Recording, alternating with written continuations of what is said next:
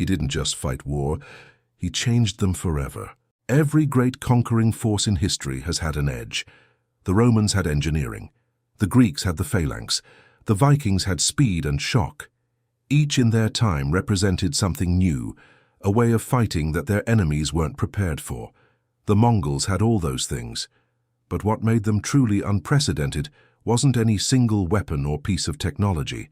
It was the combination, a military system that could adapt to any enemy, terrain, or conditions and still find a way to win. It started with the horses.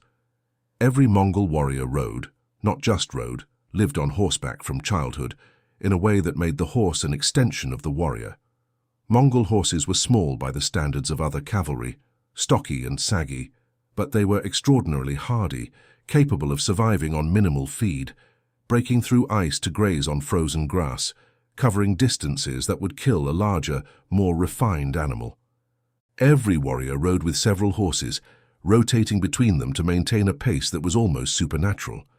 Mongol armies could cover up to 80 miles a day. European knights, weighed down by armor and dependent on a single mount, could manage perhaps 20. The psychological effect of this was devastating. Defenders would position themselves based on where the Mongols were and wake up to find them already attacking, inside the perimeter of what had seemed like a safe distance. But speed was only the beginning. Genghis Khan was a master psychologist. He knew that battles are won in the mind before they are won on the field. Before his armies reached a target, he sent word ahead. Not threats, something more sophisticated. Information carefully shaped. Cities that had surrendered to the Mongols were spared and allowed to continue functioning. Cities that had resisted were completely destroyed. The message was deliberate. The choice is yours. But understand the cost. Many cities chose surrender, which meant that by the time the Mongol army arrived, they sometimes didn't need to fight at all. The psychological campaign had already won. On the battlefield itself, the Mongols employed a suite of tactics that confounded even experienced commanders. The Mangudai, shock cavalry units, would charge an enemy line with terrifying aggression, then suddenly break and flee. It looked like panic. It looked like a rout. And the instinct of every soldier who had just withstood a cavalry charge was to pursue, to capitalize, to drive the fleeing enemy from the field. It was a trap. Almost every time, the pursuing soldiers would find themselves drawn out of their formations, away from their defensive positions, into open ground, where the rest of the Mongol force, waiting just out of sight, would wheel around and destroy them. The feigned retreat worked not because enemies didn't know it was a tactic, but because the heat of battle overrides tactical knowledge. Instinct takes over. And Mongol commanders had trained specifically to exploit that instinct. They also pioneered the use of smoke signals, flag systems, and drums to coordinate complex movements across enormous battlefields. Multiple columns, striking simultaneously from different directions, armies operating in concert across distances where shouted commands were useless. It gave Mongol forces a coordination that their enemies, relying on messengers and visual contact, simply could not match. The Mongols were nomads, which meant, to the settled civilizations they encountered, that they were primitives, barbarians, men who lived in tents and rode horses, who could be kept out by stone walls and defended cities. The great fortifications of China, Persia, and Eastern Europe had been built precisely to stop cavalry forces. High walls, deep moats, garrisons of archers. Against a conventional nomadic army, these defenses worked. The Mongols were not a conventional nomadic army. Genghis Khan had a deep understanding of his own limitations and a willingness to obtain whatever capability he lacked. As he conquered new territories, he absorbed their engineers, siege specialists, and technical experts in every discipline of war that the nomadic steppe hadn't previously needed. The result was a force that could do something no one expected: lay siege effectively. Trebuchets, battering rams, tunneling operations. The Mongols learned and deployed them with terrifying skill. They also pioneered the use of early incendiary weapons, pots of burning material launched over city walls, capable of setting wooden structures alight and sowing panic in a garrison that had believed itself safely protected behind stone. Cities that had trusted their walls to save them found, to their horror, that the walls were no longer enough. The Mongols, these barbarians, had learned to knock them down. Of all the campaigns that demonstrated what Genghis Khan and his war machine were truly capable of, one stands above the rest, not just for its military success, but for the sheer, almost incomprehensible scale of its consequences: the Khwarezmian Empire. In the 13th century, Khwarezm was a colossus. Spanning modern Iran, Afghanistan, Uzbekistan, and Turkmenistan, it was one of the world's most powerful states with many magnificent cities, centers of scholarship, art, architecture, and trade that had been built and refined over centuries. A civilization at the height of its power, confident in its security and its future. Its Shah, Ala ad-Din Muhammad II, commanded an army of several 100,000 soldiers. He had every reason to feel secure. Genghis Khan approached him first as a trading partner. He sent a caravan of merchants carrying goods for trade, accompanied by a diplomatic envoy carrying a message of peace. The governor of the border city of Otrar had the merchants executed on suspicion of espionage. The Shah did nothing. Genghis Khan sent a second delegation, 3 ambassadors, requesting justice. The Shah had one of them killed, and the other 2 humiliated and sent back. It was a disastrous decision. What descended on the Khwarezmian Empire in 1219 was not simply an army. It was a reckoning that the Shah's commanders couldn't process or counter. Genghis Khan split his forces into multiple columns, striking simultaneously from different directions. The Shah made a catastrophic choice, dispersing his massive army across his cities rather than consolidating it into a single fighting force. It allowed the Mongols to isolate and destroy each garrison in turn. Bukhara fell first. As Genghis Khan rode into the city's great mosque, he reportedly addressed the assembled, terrified population directly. He told them that he was the punishment of God, that if they had not committed great sins, God would not have sent a punishment as great as him. It was theater, deliberate, calculated, devastating theater. And it spread ahead of his armies like a ghost, draining the will to resist from cities that hadn't yet been touched. Samarkand, one of the greatest cities in the world, home to hundreds of thousands of people, defended by over 100,000 soldiers, and with walls that had stood for centuries, fell within days.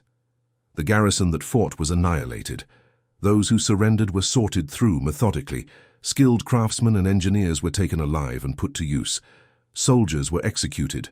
The population that remained was marched out of the city so the Mongols could loot it unimpeded.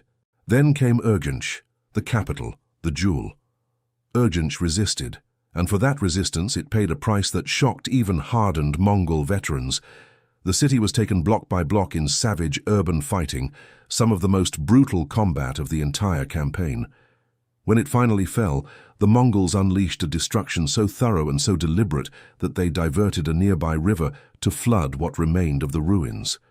One of the great cities of the medieval world was drowned. Contemporary accounts describe the Mongol advance through Khwarezm in terms that read almost like apocalyptic literature, a darkness moving across the land, consuming everything it touched.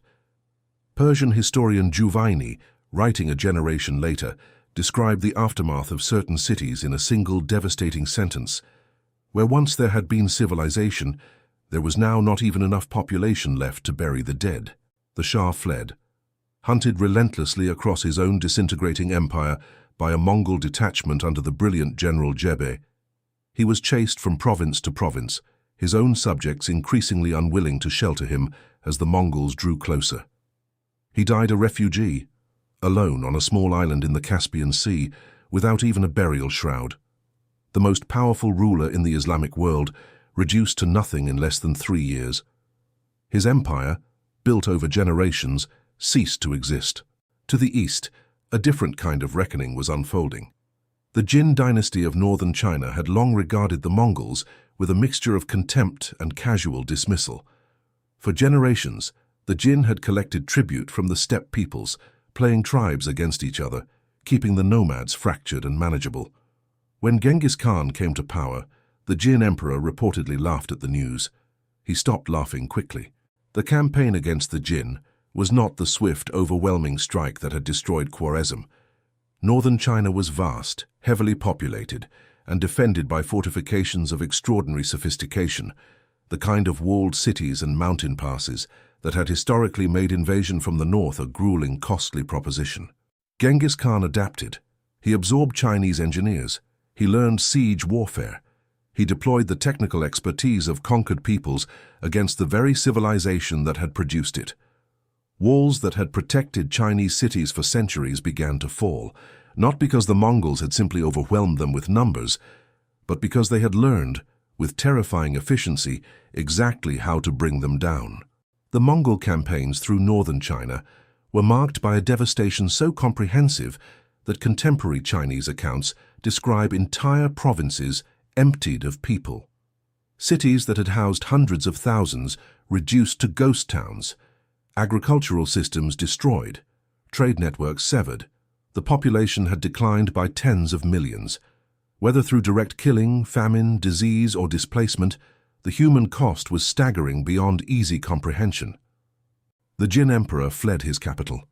His dynasty, which had ruled northern China for over a century, was crumbling in real time, unable to mount a coherent defense against an enemy that seemed to be everywhere at once, that struck faster than news of its approach could travel, that adapted to every defensive measure thrown against it.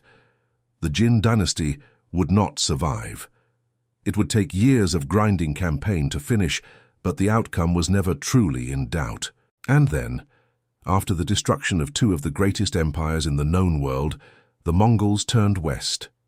Genghis Khan dispatched his two greatest generals, Subutai and Jebe, on what was framed as a scouting expedition to probe the lands beyond Persia.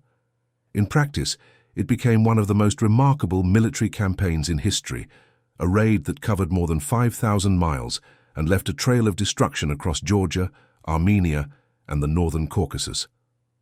When a coalition of Cuman warriors and Russian princes assembled to stop them, a combined force that outnumbered the Mongol detachment, Subutai and Jebe first drove them apart with diplomacy, convincing the Cumans to stand aside by appealing to shared nomadic heritage. Then they destroyed the Russian princes at the Battle of the Sit River, inflicting a catastrophic defeat on forces that had believed themselves to be fighting a conventional enemy. Then, having demonstrated that the kingdoms of Europe were neither prepared for nor capable of stopping them, they simply withdrew, rode back east, rejoined the main force. It wasn't a conquest, it was a preview. Word reached the courts of Europe in fragments, confused, terrifying, barely believable. Reports of an army from the east that moved like wind, that could not be held by walls or terrain or numbers. Some called them the Tartars, a deliberate echo of Tartarus, the Greek underworld, an army from hell. The Mongols would be back, and next time they would not be scouting.